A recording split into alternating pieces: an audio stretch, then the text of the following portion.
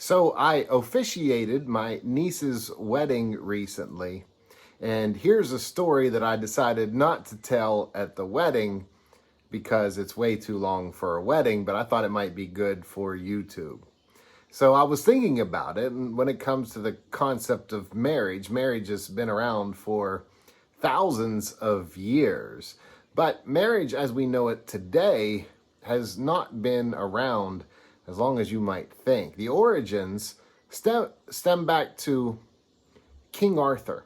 So in the Arthurian legends, King Arthur was out in the woods and he was hunting one day.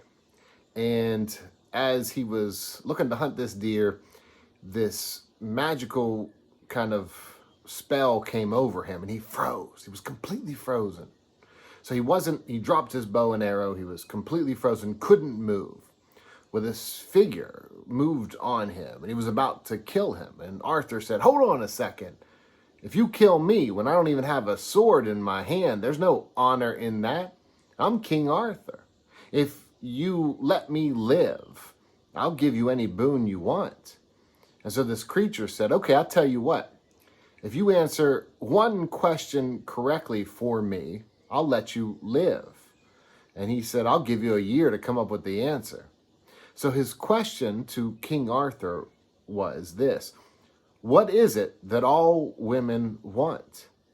And so King Arthur goes away and he recruits all the wisest people in his kingdom to give him answers. Now, after a year, he knows it's time to go back, and he's honorable, so he's going to go back. But he doesn't have an answer. He's no closer to an answer than he was a year previously. So here's what happens. He goes back, he sets out. Now he gets close to this mysterious forest and he sees this woman, really the way it's described, this creature, this old decrepit woman who's hunched over. It's got one yellow tooth and is scary looking. So this old haggard looking woman is there, and she says, "Look, I know who you are. And I know what you're going to do. And I know that you don't have the answer. But I do have the correct answer." And Arthur is struck by her knowledge. So he says, "What do you mean?" She says, "I know that you need to find out what all women want. And you don't have the answer. I can tell you that." So Arthur says, "Well, what do you want?" She says, "Listen, if I give you this answer, then what I want is one of your noble, honorable knights to marry me." So Arthur says, "All right, listen." He says, he's looking at her and he's thinking, "Man, I don't want to sentence one of my knights to have to marry her."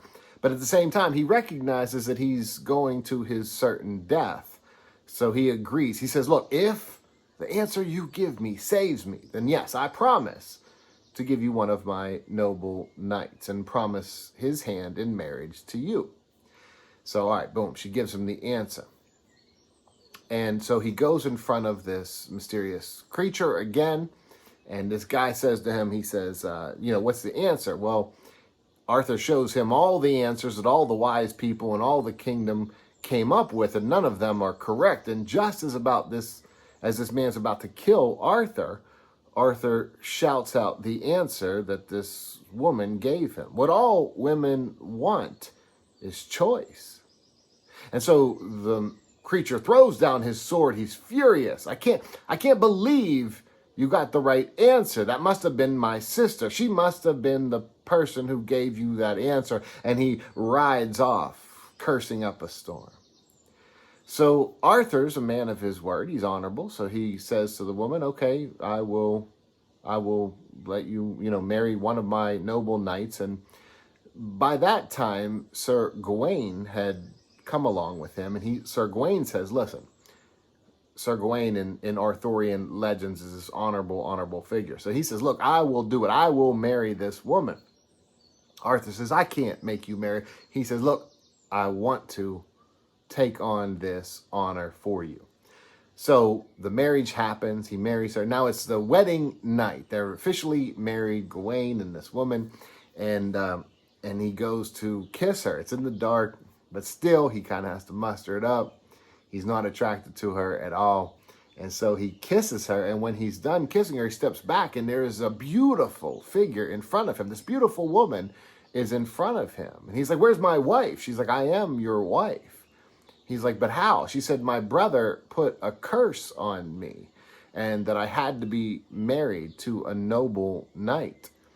And so she said, "That's the only way." She said, "But here's the catch. I can only be either beautiful during the day, or I can be beautiful at night, and it will be entirely up to you to choose."